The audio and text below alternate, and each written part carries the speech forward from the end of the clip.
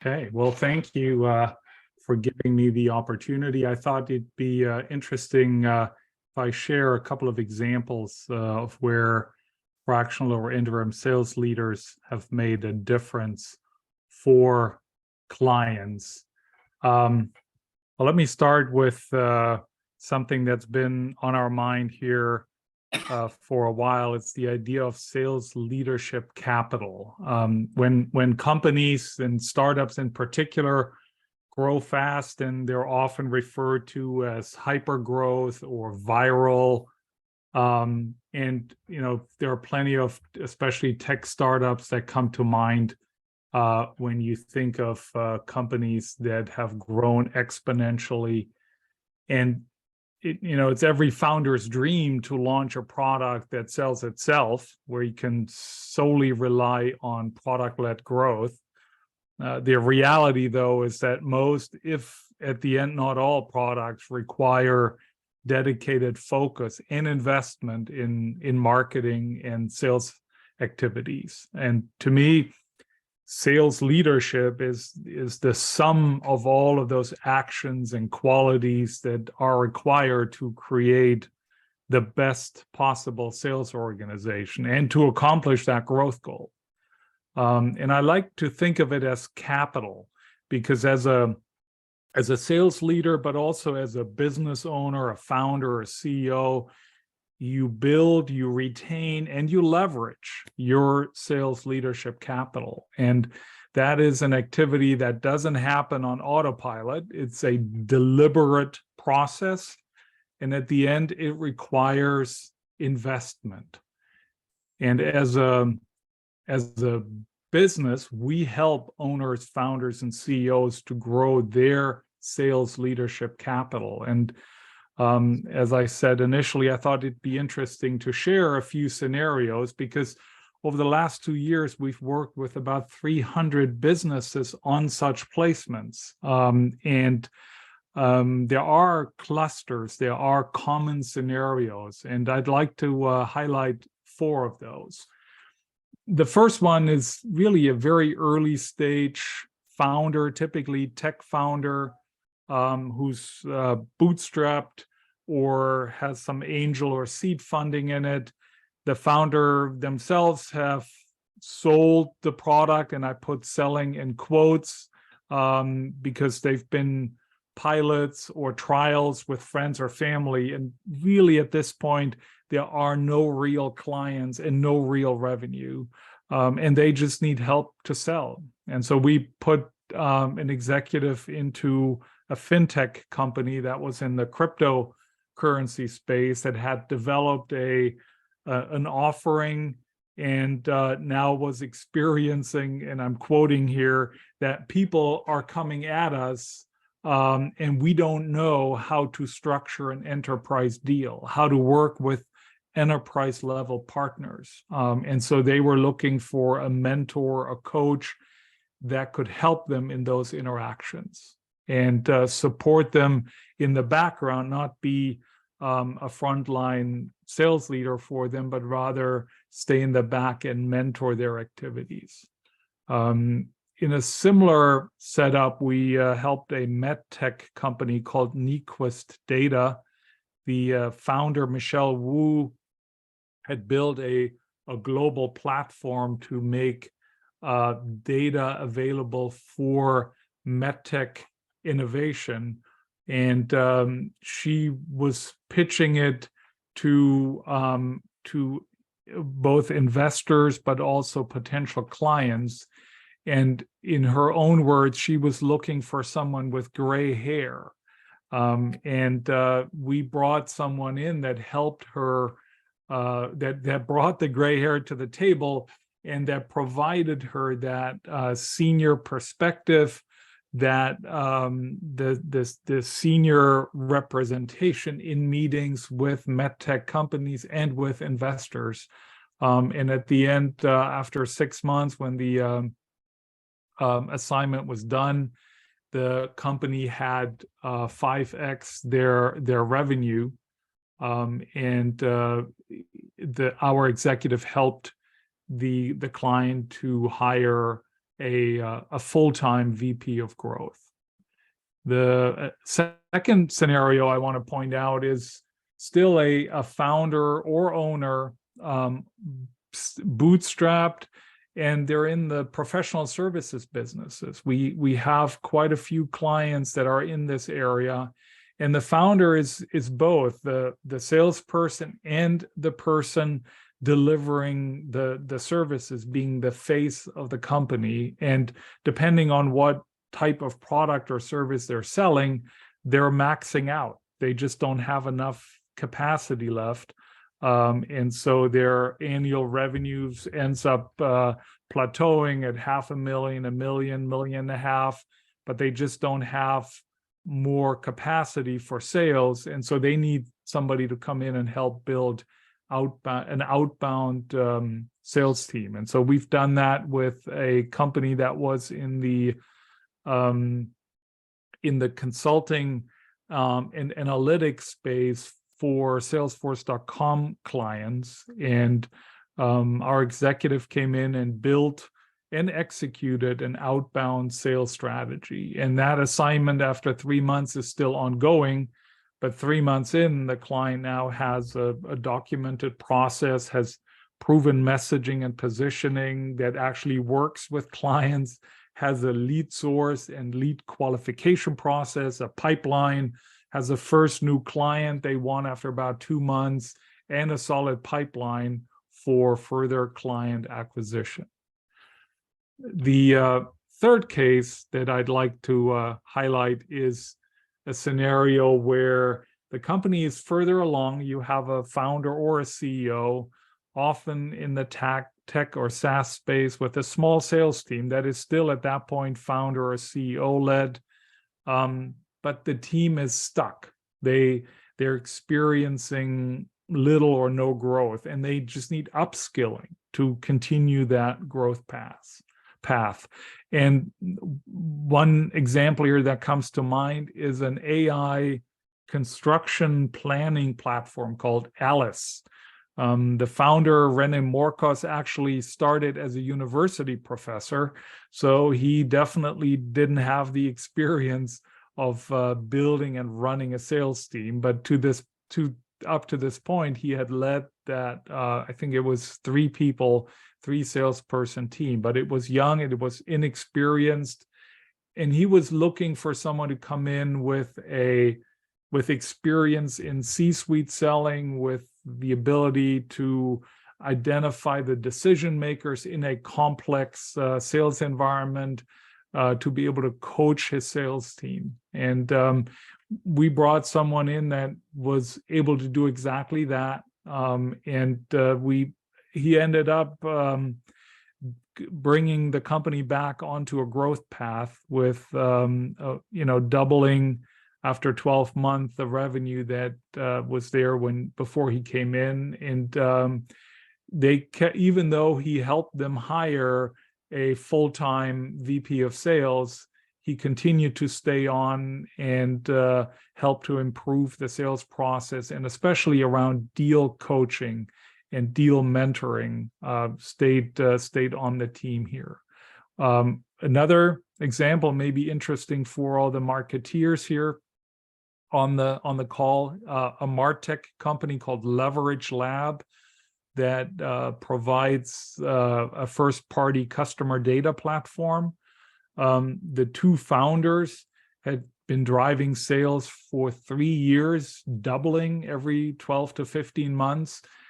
And they weren't plateauing yet, but they anticipated that they would if they were not going to bring in someone to help them build out sales and really turn it into a strategic function with an organization in place. And so we brought in an executive, and he delivered. He doubled revenue after 12 months, and they now have a sales roadmap for the next 4 years lined out on how to grow the sales organization. Final example or final cluster that we're seeing are companies that are a little further along. They're often CEO led. They may or may not have an investor, but they're somewhat established in a particular vertical or in a particular region, and now they're looking to launch a new product or enter a new region. And now they need someone to lead those particular expansion efforts, someone who has experience in the area they're trying to expand into. Example here, a company called Gather Content.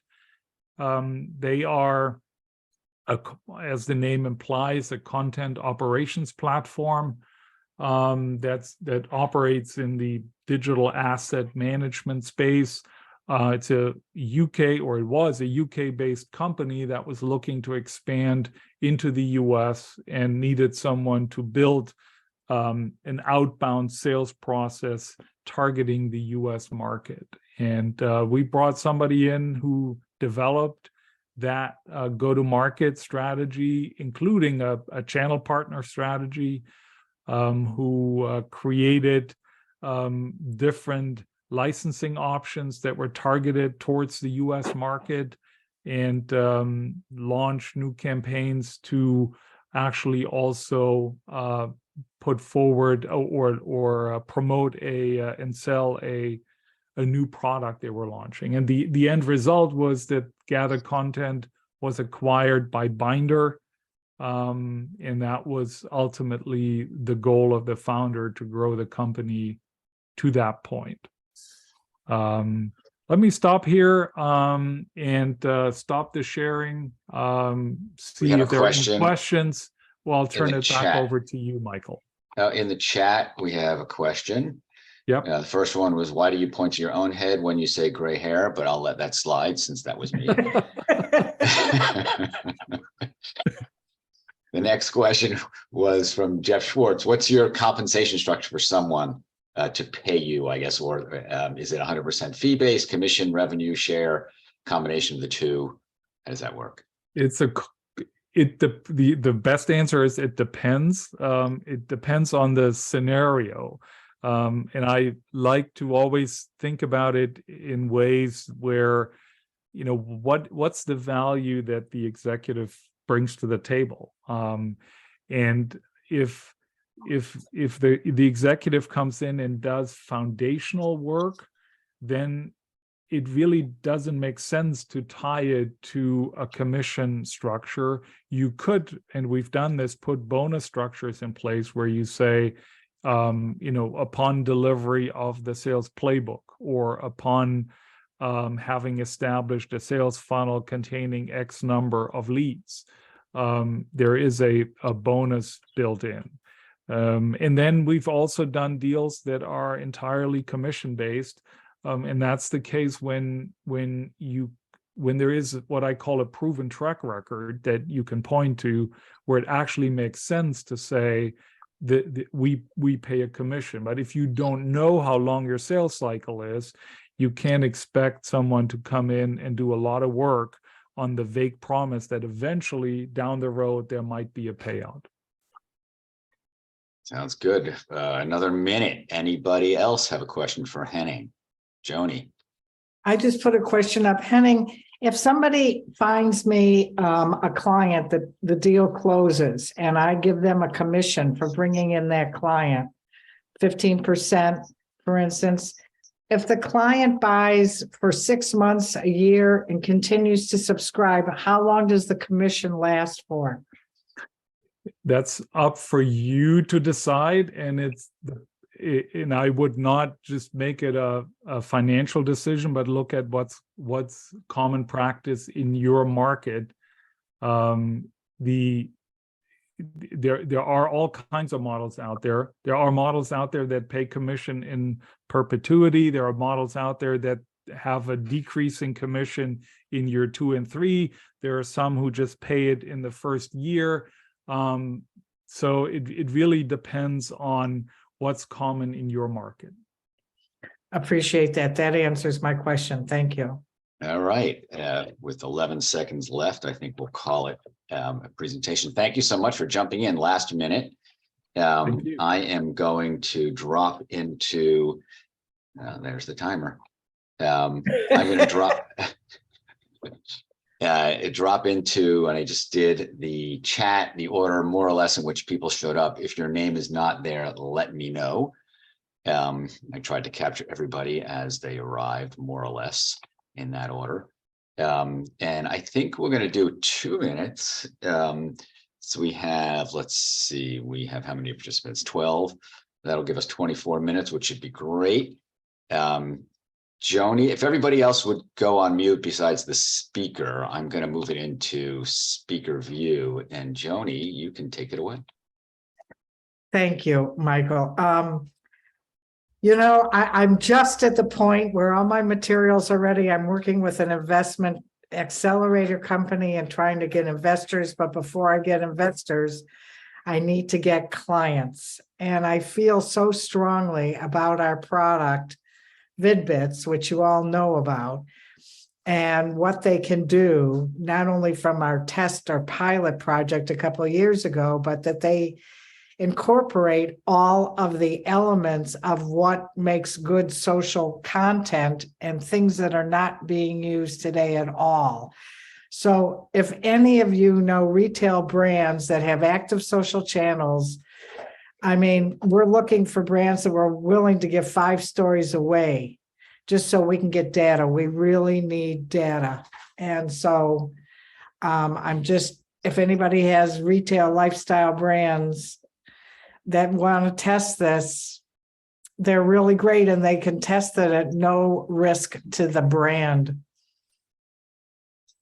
Yeah, I would recommend, there's a few people that, and maybe people on this call know other marketers, either doing social media or whatever, that specialize in fashion and retail, in particular retail fashion. That might be the best avenue rather than trying to go direct, especially if you can say, we're going to give you can claim to be the one who's delivering the free, the promotion, right? It makes them look really good. Plus, as I said before, I'm giving a commission, 15% commission, and we have a nice profit margin in there. So if anybody knows anybody, I'm really looking for them. Thank you, Michael, for the plug. Absolutely. Yeah. Did you ever get in touch with Stylista? She never responded to me. I should go back to her. I talked to Christina and she did respond. I wrote her again and got a response from her. I should try Pia again.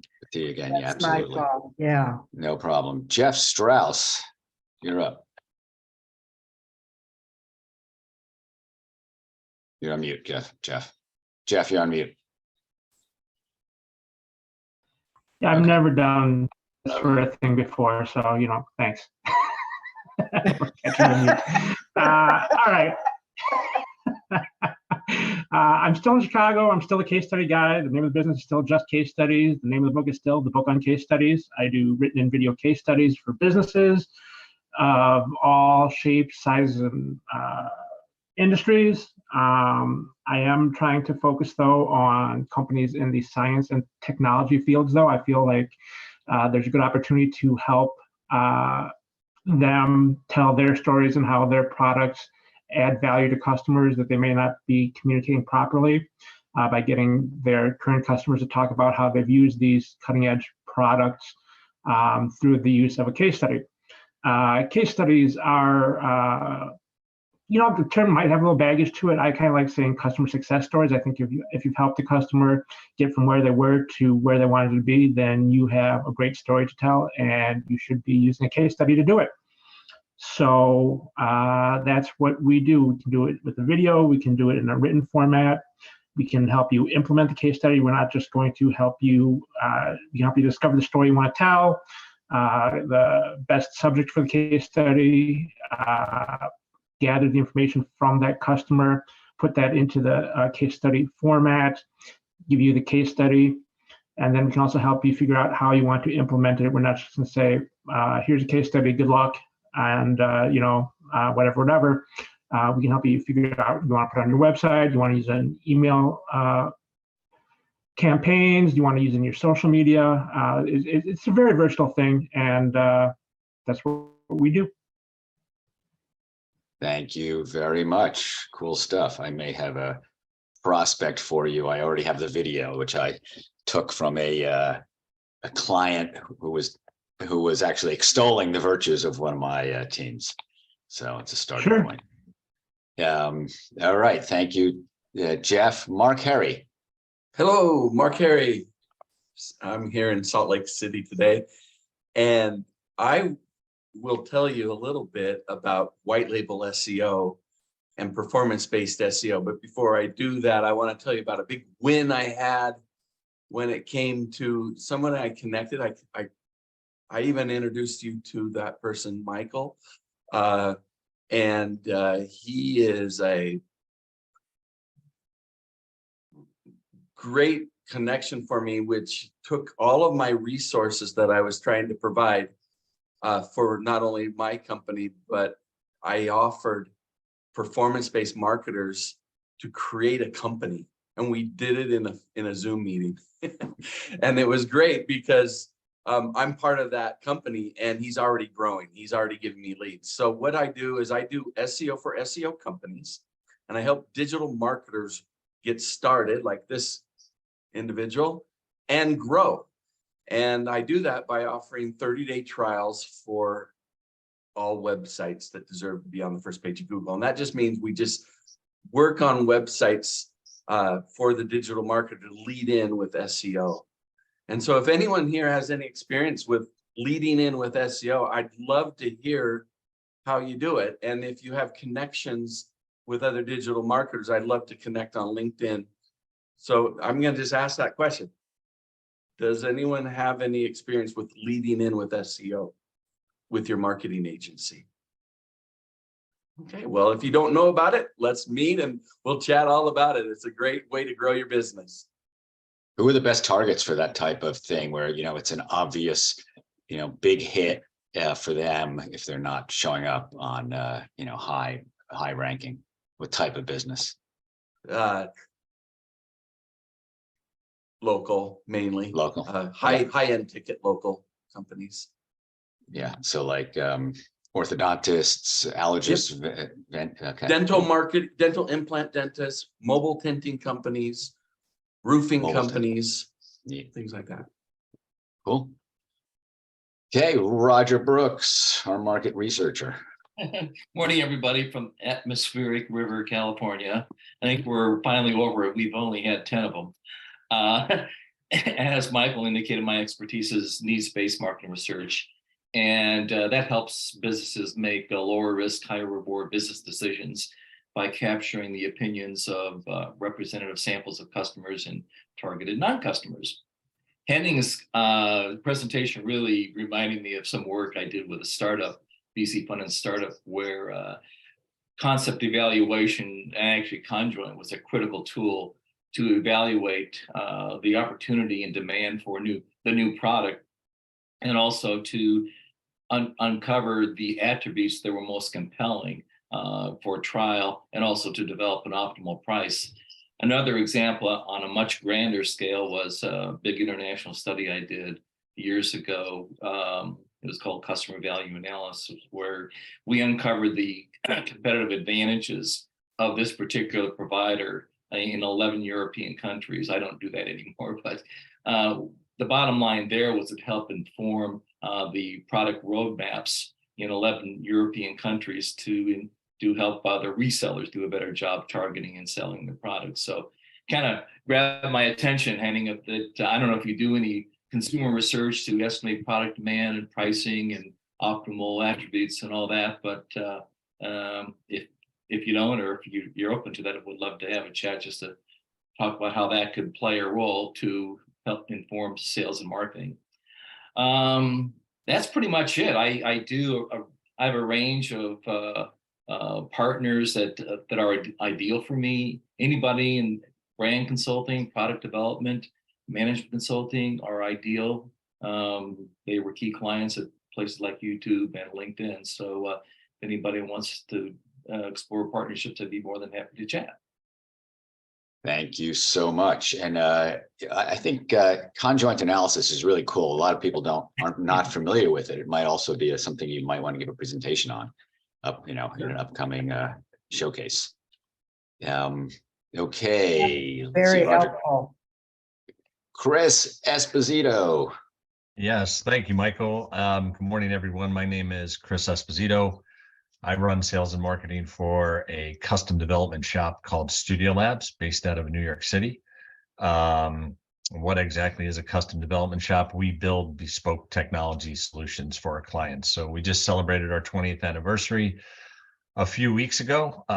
During that time, which before my hire, we were a 100% referral built business, averaging for the past 12 years, believe it or not, 40 plus word of mouth referrals every year. So what have we built over that time? We've built everything from websites to enterprise software, NFT platforms, progressive web apps, all types of mobile apps, e-commerce platforms, and so on. My focus since joining the company is twofold. Number one, I've used our experience in startup software companies. So companies that have an idea and have some money and want a firm like ours to go out and architect their product correctly for the long term, build an MVP in 4 to 6 months, and then maintain it for a period of time until they raise enough money to bring it in-house. That has worked tremendously well over the last year and a half. And second to that are marketing and ad agencies, those agencies that get a lot of leads, but don't have the technical chops or the resources to build what is requested. We have over 20 agency partnerships, 2 of the top 10 agencies in the world, and then a host of small agencies down to a 3-person agency that we work very well with in helping them either white label or not, but fulfill on the leads that they bring in. So that's Studio Labs. Michael, thank you very much. Absolutely. Good timing. Okay. Who is next? Daniel Tappan. Yeah, thanks, Mike. Appreciate it. Appreciate everybody for being here. My name is Daniel Tappan, coming at you from Denver, Colorado here. So I work with a company, LeadRev.ai, and we are everything outbound distribution. Follow a very iterative process to help companies, whether they've been in business for a long time and need to scale, or if they're starting out and need to test out new offers and test the hypothesis that they're targeting, their messaging, as well as things like branding and their offer. Mike, if it's okay with you, I'd actually like to use this time to ask the group just a couple questions. Sure. Really would be curious how many, just by show of hands, how many people in this room right now are utilizing outbound channels, whether it's through an SDR team or some automation for growing their business? Okay, a couple of you. All right, perfect. So this question is for you. When you're managing this, whether it's a team or you're doing it yourself, like what, just, I guess just, one at a time, you could shout it out or put in the chat, but, what do you find to be the most painful part of that experience when conducting outbound? Is there anything particular that really sticks in your craw? Yeah, for me, it's keeping it up, right? Because I try to do it myself, and there's just so many other things I'm juggling that I do have some offshore resources, but even keeping her busy, because I'm oftentimes the roadblock. I think it looks like Geoff Strauss is saying finding the time and keeping it up. He says the same thing. Yep, absolutely. You have a few seconds left. Awesome. Well, yeah, I was I think that covers it. I do appreciate the feedback, and absolutely I put my information for LinkedIn, so feel free to connect if anybody has questions or just wants to chat. I guess that's actually a good answer, because if we don't have the time and you do this, it's potentially a perfect match. All right, moving on. David Libby, sorry for holding you out, and thank you for slacking me when I was late. Yeah, no problemo. Hey, everybody, I'm David Libby at twopins.com. Hey, Joanie. So we do B2B tech marketing. So we amplify the value proposition of our B2B tech clients, mostly mid-sized customers, some startups, and we do their PR. We do the content writing for AI companies, legal tech companies, big data, cloud computing. But the most fun I've been having with this group is collecting information about you and introducing you to other people. So if you look to the right, or I think it's the right in the chat, the last link in my little bio there, it says share more about you, fill out the form. What I'm doing is just collecting information about the people I'm meeting. And I've done this with many of you already. And I'm constantly, like, I have this hobby of doing business development for everybody. So when I see things, my wife's like, we have to eat too. If I see something that I think is going to, like, okay, there's a video opportunity. I know John Parsons is going to be a great person for that. SEO, Mark Herre is always top of mind. Roger Brooks, for research. And so I will look at this database I'm creating, and I'll make that introduction for you to my person blindly if they don't want the email introduction, or if I have a little more of a connection to them, I will actually reach out and I will email you. And so I think it's been working out. I've gotten a lot of kudos. I got a nice email yesterday from a gentleman named Tom, who said the introductions I gave him helped him find a business partner and a new sales leader. So boom, boom. I thought that was really exciting. And I don't know, what comes around goes around.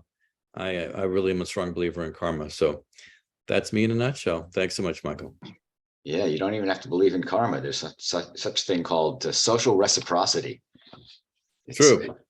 Otherwise known as Hard guilt. to say. Decaf coffee ran out of regular coffee. Otherwise known as guilt. Guilt, otherwise known as guilt. All right, it's very effective. I mean, ask my mother. Well, she passed away, but anyway, Geoff Schwartz, you're up.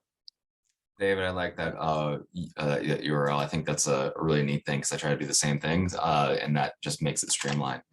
I'm Geoff Swartz. I am the founder and owner of Ethic Advertising Agency. We focus on hyper-targeted digital advertising and creative services that go with that. I'll put in here a link to our About page. Is a 2.5-minute video on exactly what Ethic does. So it's really condensed. So if you want to take a look at that, it's great. The other thing that I'm dipping my toe into is building my own ad tech. So our agency is very good at programmatic digital advertising, and a space that we've become experts in is geofence advertising to really hyper target specific locations. So we're building a platform that allows small businesses to do it for themselves, not have minimums. There's a lot of closed doors, is what we're calling them, in the geofence advertising space that we're just going to blow wide open. And that should be having a soft launch here in the next month or so. And that's called QJam. So I put that in the link as well too, along with my LinkedIn profile as well. So if anyone wants to connect or talk, happy to do that. But really just looking to try to get back to the networking thing. The QJam stuff has taken up some time and some other stuff. So I wanted to get back in front of everybody and kind of chat and connect, and then just let you all know what I have going on between those two brands. Very cool. Love the fleece. Very, very cool. All right. And hopefully QJam will make a big hit. All right. Yeah. If anybody needs to know about geofencing advertising, Geoff is the man, and digital advertising in general. John Parsons, take it away. Hey, Michael. Thank you. Hi, everybody. John Parsons. I'm with Into Ideas. We're a video marketing studio focused on adding value to other marketing entities, video producers, other marketing agencies, with one particular thing that I've talked about in this room, which is interactive video, and we can talk offline on that. So we are actually seeking partnerships. I've talked to some of you already. This is, Michael, this is the best online networking group I've ever been in. So another plug. So you can put that on YouTube. So one interesting thing happened today. I have a tradition now in TRN of giving out something helpful that may or may not benefit me. I don't care. Pay it forward. One of my producers and I went on a live shoot yesterday, and it was the first time we'd done it in a while because most of our video capture is done remotely, which I can also talk about.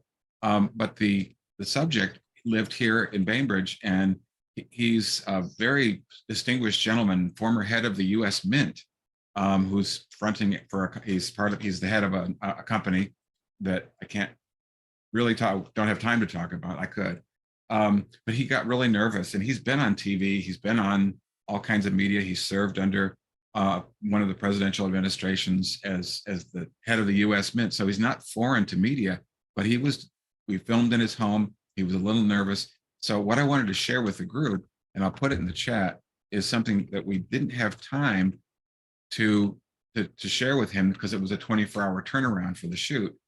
Because he was talking about last week's bank failure, and we kind of had to get it going fast. But what I've put on the chat is a YouTube that we share with our clients called How to Instantly Look Better on Video. And it's 4 tips for how to relax, how to not look like you're in a hostage video.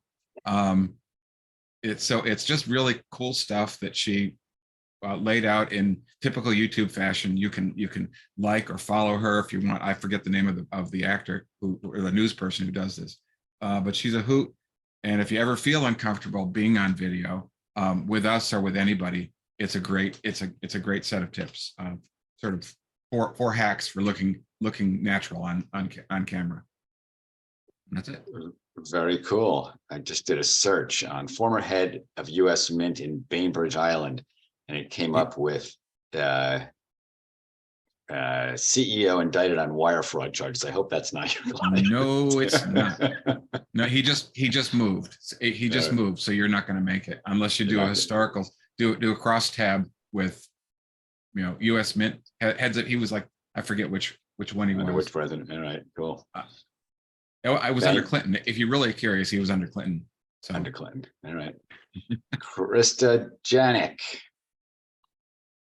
take it away. All right. We've been talking a lot about tech today, and tech really opens doors. That's why I'm so passionate about technology.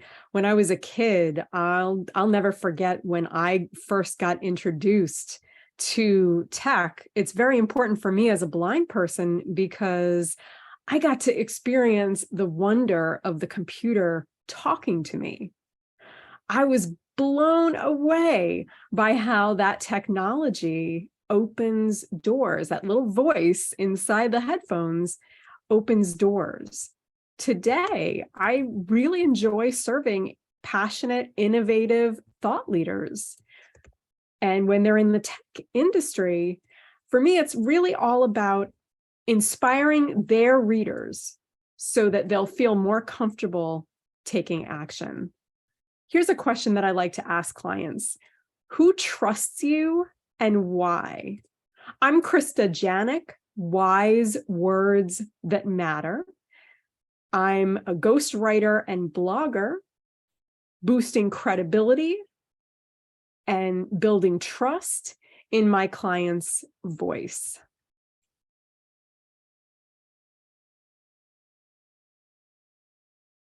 I'll keep it short and sweet today. Thank you. I was on mute. Also, famously a blind skier, or having skied. Amazing video. I think yes. You showed a video once, right? I did, yeah. And just as I used to shy away from my personal journey, I love to help share the journeys of my clients, because so much of building trust is about stopping, not hiding anymore, and embracing those personal stories. Wonderful. Thank you so much. Did I miss anybody on the call? Because I will go next, if not. All right. And let me put the timer on for myself as well. So my name is Michael Bendit, as you all know. My core business is representing software development teams, some like Chris Esposito's. So the range of teams that I work with is pretty broad. We go all the way down to small projects, WordPress projects of even under $1,000. Usually those are for agencies with whom we are trying to build or continue to build a relationship. They've got a lot of stuff that is oftentimes just either too small, or it's not really in their area of expertise. And the third reason they come to us is because they don't have the bandwidth to do the work. So between the 12 teams that I represent, we can usually say, yeah, I've got a team that not only has the skill set, but has the availability to do the work. Most of my clients, or most of my work, is done with my dual shore teams. I mentioned that. because it's really a combination, a killer combination. The client gets the benefit or most of the benefit of the savings from an offshore team, but doesn't have to deal with the resources, with the language barriers, et cetera, because they're dealing with people here in the US. I wanted to show a video. I don't know if I have enough time. I have to find it too. I was having a call with a client of mine about just to catch up on how his project was going, to talk about another project. And he was just extolling how wonderful my team was, the two guys that headed up. They not only know their technology, but really were helping him with his startup and ideas around how to pitch his startup. And they're working on really putting together a proof of concept in now a couple stages for a very innovative idea in the brain sciences world. And they even actually came up with the name for his company. It's called Brain Sights, so Brain Sights, which brain is BRAINSIGHTS. So you've got brain insights sort of combined. So that is time. We do it's not time for that's all of us having gone through it. We do have a few more minutes. I want to thank Henning for the presentation. I want to also let folks know that we have openings starting in April, I believe. Let's see. We actually have March 29th, which is 2 weeks from today, and then starting on April 18th. We have more openings coming up. Even if you've done a presentation before, if you've got something unique to talk about, I know, Geoff, at some point you're probably going to want to share your QJam product. Maybe it's a little early, or David, Libby, if you want to share what you're doing with your little, your form to introduce people. I will say, as David pointed out, that we tend to refer people who are top of mind, right? I mean, I refer people. I just got I follow some Slack channels. Serial Marketers is pretty active. And somebody was asking for an email marketer. And the first person that came to mind for me was Jason Kramer. He was, for a while, pretty active. He hasn't been on for a while, but I know a couple others, but he's the one that I go to because, he's the one that's most active on this network. And not only does this network inform us or teach us about things that we wouldn't otherwise know about. Henning, thank you, for example. And Roger, I know he's going to do something on, what is it, the conjoint, which is really cool, or maybe something else in the market research world, but also get to know people who really have a talent in marketing like everyone here. So I'll open it up. Any comments, questions? Anybody want to talk about Silicon Bank failing, Silicon Valley Bank, whatever?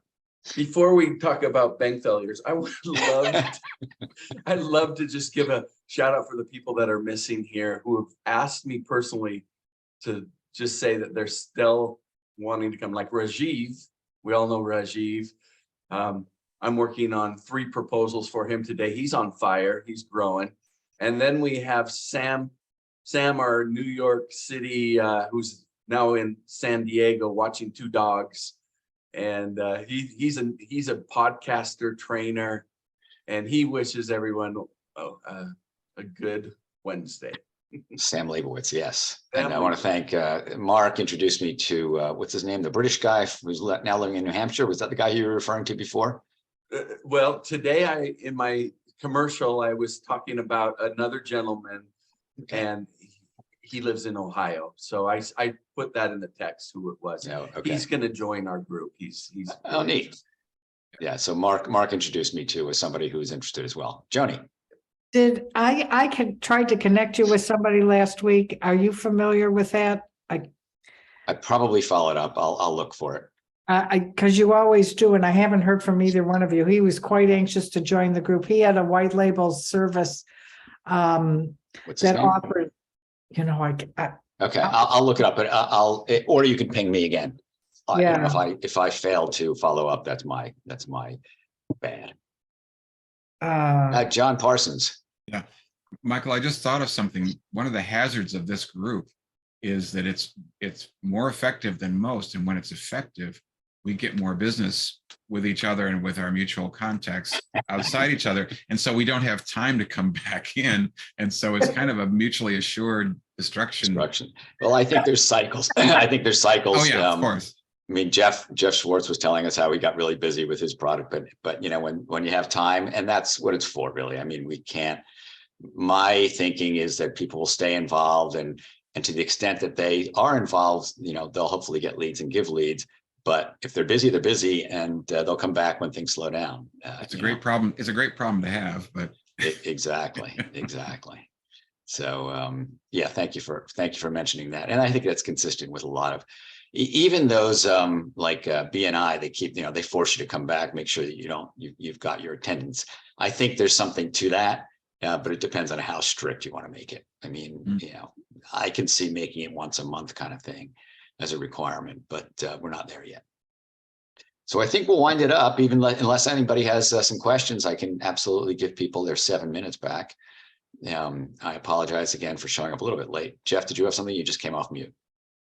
I would actually take that 7 minutes to watch John's video because it's about 7 minutes. So that's what my plan was going to be. That sounds great. All right. As a matter of fact, and I really appreciate meeting Geoff and what he does. Very interesting. I think this is the best networking group, and I hear that from a number of different people in the group.